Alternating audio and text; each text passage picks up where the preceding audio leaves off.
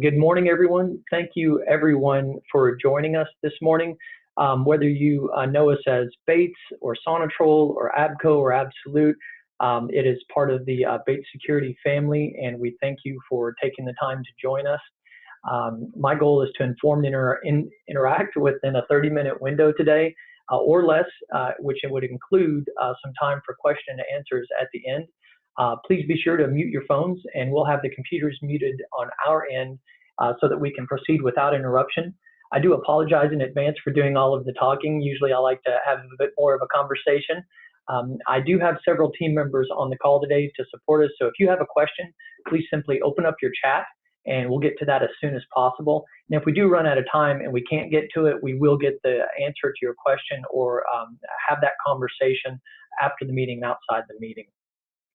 If we do have a technical issue, we will not be in bad company. Things happen with these types of meetings. And please know that we'll switch to email communication to align next steps and see if we can continue or not. And if we do have a prolonged interruption, please forgive us. We'll make other arrangements and get back to you within a few hours max to come up with those different plans. With that said, as a business, we're beginning the re-entry into a new normal stemming from the COVID-19 pandemic, and we continue to provide solutions to help ensure the safety and security and the wellness of our clients. So today we're talking about temperature detection, which may be useful for your team. We're also actively working to address many other concerns like people counting, to manage occupancy loads, environmental controls, access control integration with contactless entry, and more of the things that are mentioned by the CDC and others in their guidance for bringing folks back to work as safely as possible. We've had a lot of clients contact us asking us about this technology we're going to talk about today. And this tech is not new, but it's new to many of us. We've talked to many people, and almost none of them have the exact same need and are at various stages of deploying some type of solution to deal with pre-screening. My hope is today that we give you at least one good idea or resource for addressing the concerns that we're all facing right now in business. So please just email us and we will provide whatever we have that may help you in your reentry plans. And as you can see on the screen here, there's some really good reads from reliable sources. I've got a great one that I included in today's webinar just yesterday from IU Health that had some really good snippets in it. So be glad to share that with you. As we go through the next few screens, we want to be sure that we take time to be clear on what the product is and what it is not. This is not a medical device. We are establishing a credential for each person that will be screened, and that credential will be their temperature in a range between X and Y. And if they are out of that range and they do not have that credential because they're out of range, this will cause an event which is then dealt with by your specific response policy. And you're going to see as we proceed through the next couple of slides that really depends on your application, how that process will work out and what the technology will do for you in those instances. This is an emerging technology, so we're working closely with trusted vendors, fellow dealers across the country, and we're even reaching out and sharing best practices with competitors because we all want to deliver a quality solution. So working from CDC guidance on any thermographic solution, it's important to keep certain things in mind. Thermal temperature monitoring solutions are not FDA cleared or approved. The solution should not solely or primarily be used to diagnose or exclude a diagnosis of COVID-19 or any other disease. Elevated body temperature should be confirmed with secondary evaluation methods. Users, through their experience with the solution in the particular environment of use, should determine the significance of any fever or elevated temperature based on the skin telethermographic temperature measurement. Visible thermal patterns are only intended for locating the points from which to extract the thermal measurement.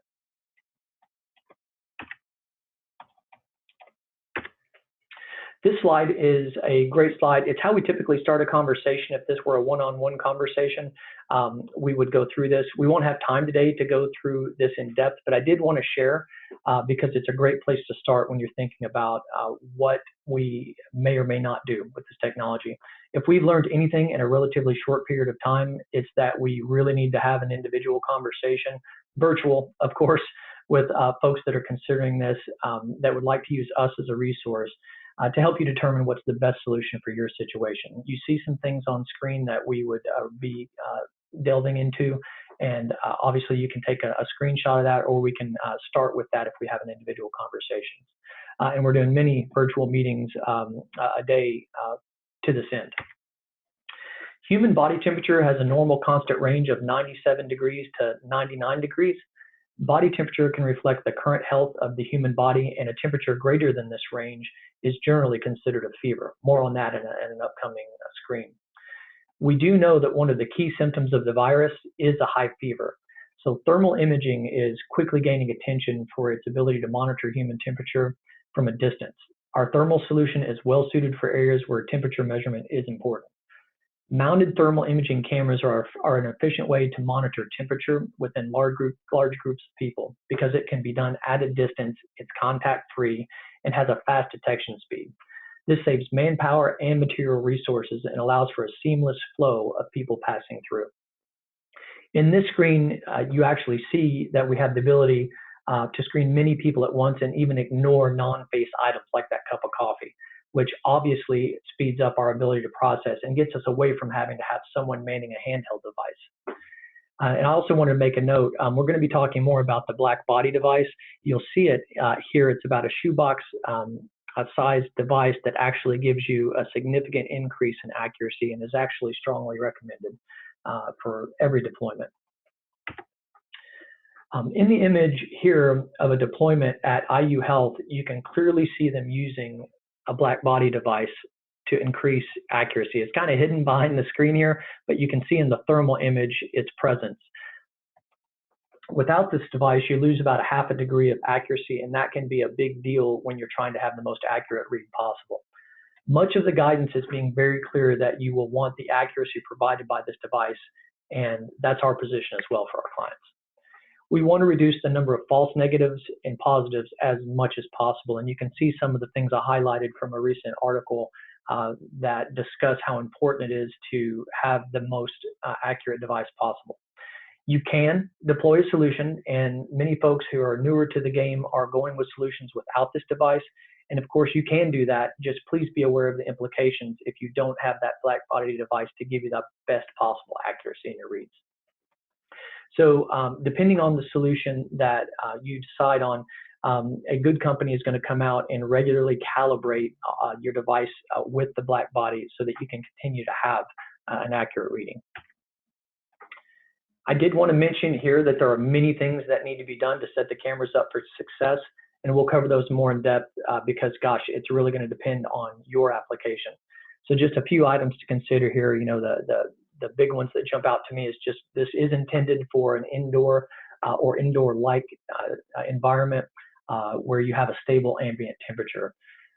We want to be definitely prepared to conduct a secondary temperature screening, and we want to have a process for dealing with that.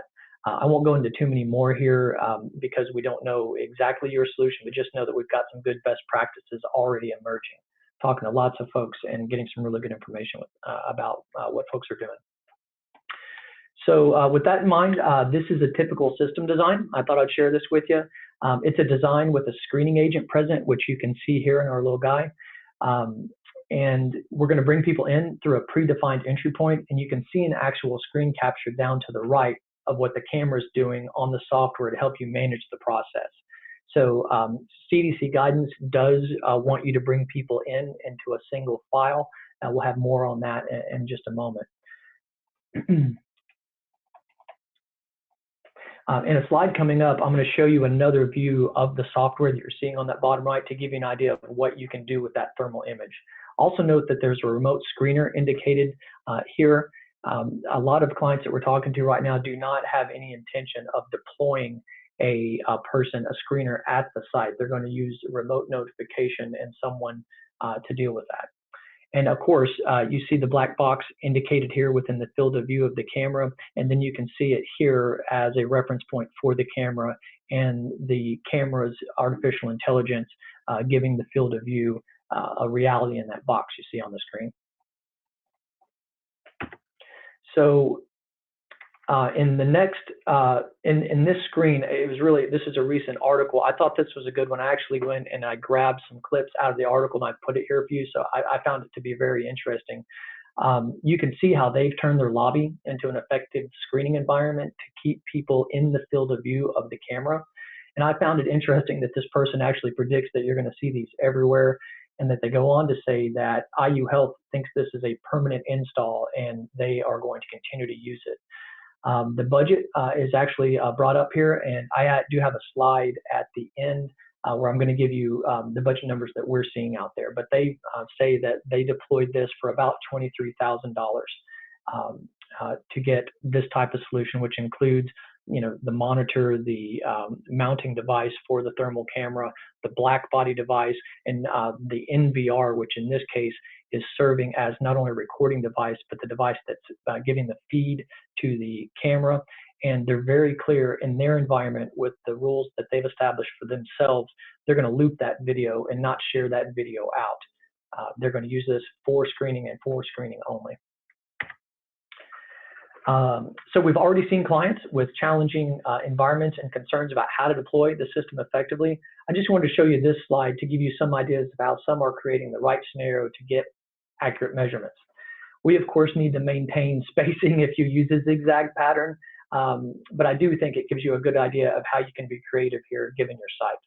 I also included some barriers available online to help you keep folks in the proper field of view. And I also wanted to offer you that in our office, we're actually using our access control up until this event. You could come in 3 different doors into our offices. We have a front door on the first floor. We have a second story door because of the grade of our building on the back of the building. And then we have a shipping receiving area.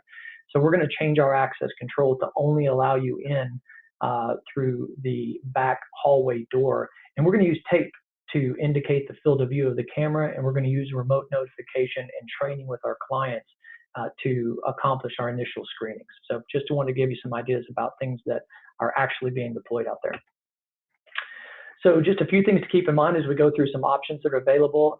You know, the first bullet here, detection distance really is going to be your primary determining factor in what solution you go with. The third bullet here I wanted to point out, you know, handheld or mountable. That's a big next factor. It involves price and how you're going to use the system.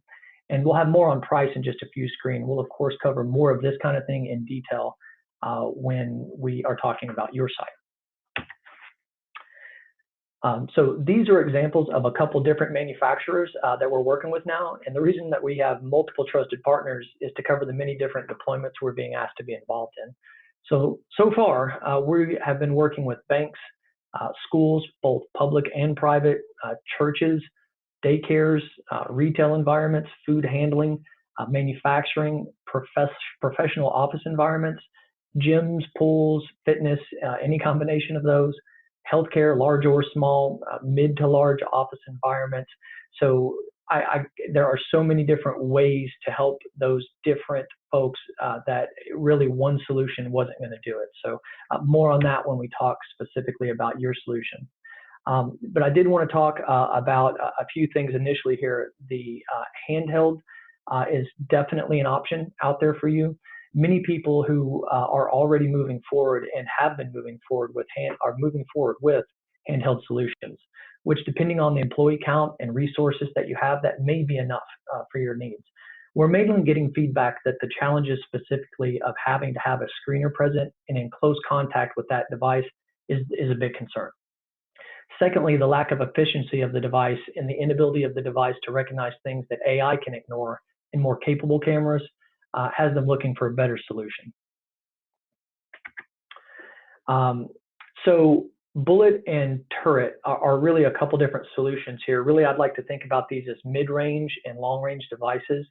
And of course, we need to talk more about a solution that you're thinking about deploying in order to give you a really good idea there. But the turret and bullet both provide for mid-range reading, which is about 2.5 feet to 5 feet from the turret.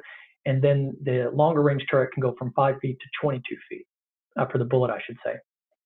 Each of them have the ability to work independently from an NVR Blackbody, or even a local computer using the software that would be provided and configured.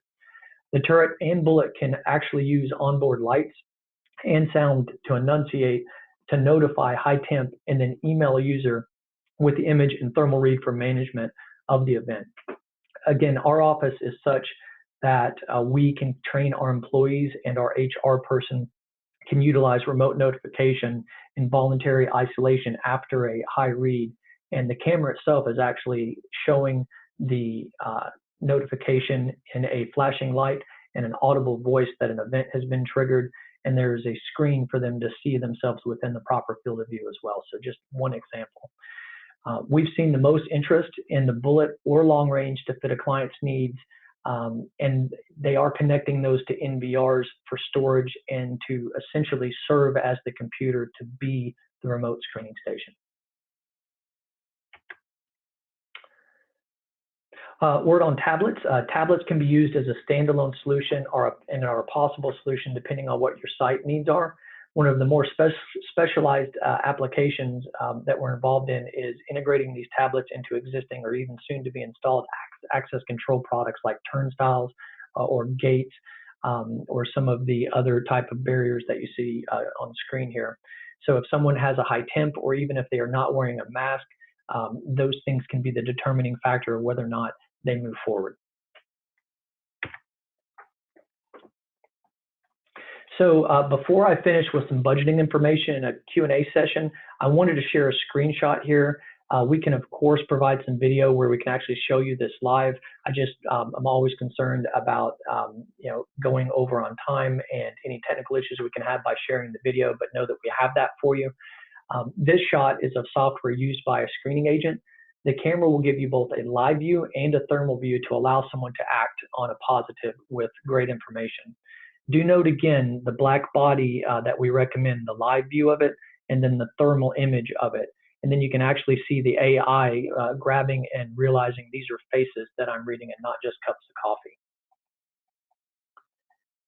An email can be sent as well to someone with the event, along with instructions on how the event should be handled. That is a fantastic feature, and you can see that in some of the videos I'll play for you. We get the high read, and then we have the email notification that goes out, and you'll have that image along with whatever instructions you want to have your folks follow. So we really have a choice here too, to rely only on the matched image that you see here. So if I know the guy on the left is Bob and the guy on the right is Rick, I am fine. That's all I need to know, and then that is your solution.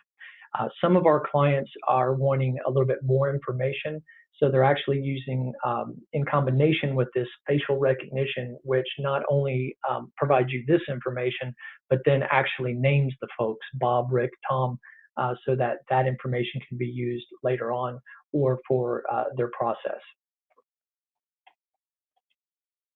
Okay, so it looks like we're doing good on time so far. A note on budget. I have had a lot of questions about how much does this cost, and I definitely want to talk about that for you and give you some real good content here. There's many solutions and many variations of those solutions that will affect this. Each client environment can create variations, so please do keep in mind that we need to talk in order to get accurate budgets. With that said, one of the top questions again that I'm getting is, hey, what does it cost? So the top green box here is actually based on a deployment that you see in an image, and is actually a deployment we're doing for a client. So I feel like that's a really good place for you to start. So the below solution that you see can range between $12,000 to $13,000 installed. The location we're doing added that black body and is more like $17,000 to $18,000 for that deployment. And if we go ahead and do a full deployment, like we're doing at a manufacturing site, for example, you can expect $21,000 to $28,000, again, depending on your environment. That is something to think about. That would include everything we've been talking about today, the NVR, the black box, the long range bullet thermal camera. Okay, and I'm seeing some questions pop up. I promise I'm coming to those. Okay, so then on the bottom left of the screen, just keep in mind that you can expect to invest somewhere around $7,200 for a mid-range turret or bullet, and those can be deployed as standalone devices. However, highly recommend the Blackbody for additional accuracy. You can expect about $10,000 for a long-range bullet, and you can expect, no matter the combination of the above, you can expect to invest about $5,000 for the Blackbody device. Depending on what you're trying to do with an NVR, about $700 to $1,400. And I also just had a note. Please know that the tablets are very specific. We really have to make sure that's a good solution for you. There's a lot of ins and outs to explore there. But if you did that, about $3,700 for a tablet is about what you can expect. And of course, we do have to think about some additional costs for labor, overhead, pre-deployment, installation, testing, and training. But the top green box, I put that together for you so you could actually have a realistic, real-life budget and not just this menu pricing that I'm sharing. Okay, gosh, so that's a lot of information there. Let me make sure I covered everything I wanted to say there for you. Yes. Okay, so now I'd like to just open this up for Q&A. We've got a few too many on the call to just open up the audio, so I'll just try to read some chat messages and share some information as best as I can about the solution. So really, this is pretty standard for how we end an actual individual conversation. We really like to think about what solution should we explore further. Should we explore anything further? And I would love to do that with you and for you. And then we would set a next meeting where we give you the actual design and then talk about what a lot of folks want to talk about, which is, hey, how do we deploy this and how will this look? And then we would finish normally off with a installation timeline discussion. This is an incredibly popular product right now. There is a lot of demand for this. So on a regular basis, I'm talking to my manufacturers and distribution about the availability of the product. Right now, the cameras, we can get a hold of them in 7 to 10 days, and then the installations following not so far after. The Blackbody devices are on a massive backlog. So it is possible that a client would deploy the cameras and then bring up the accuracy once the Blackbodies are available, because this is a product that's in demand globally right now. So let's see, I'm still doing good on time. So let me go here and see if I can find some questions that some folks have here. And forgive me if I miss you or don't see here.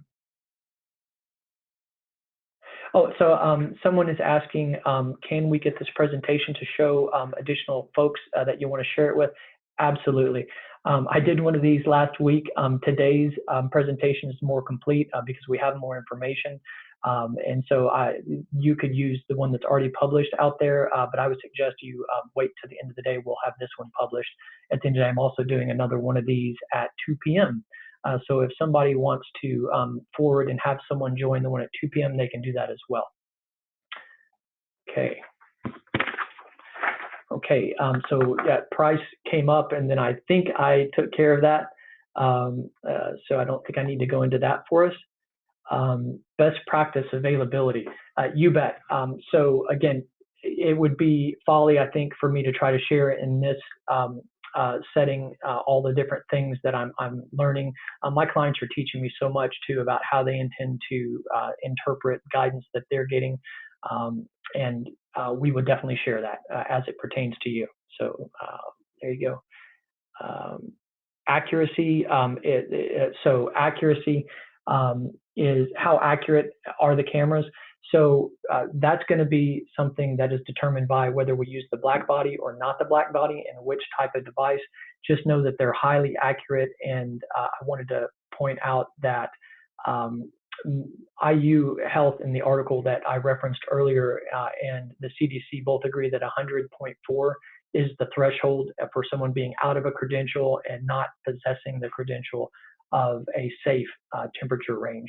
So it's highly accurate within 1/3 of a degree as long as you have that Blackbody device. Let's see, and I think I also answered the question about availability and the backlog there. And I think that is it. Let me just check and make sure I did. Yep. I think I've answered all the questions everybody has right now. So with that said, we are doing great on time.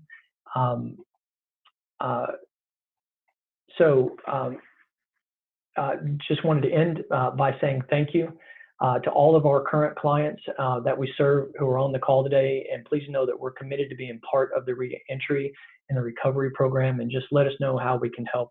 And I hope this has been useful for you. And if there's anything that we can do to further the benefit of this conversation, please let us know, and we're gonna do that. So thank you everyone for your time, and I hope you have a great rest of the week and a fantastic weekend. Thanks now.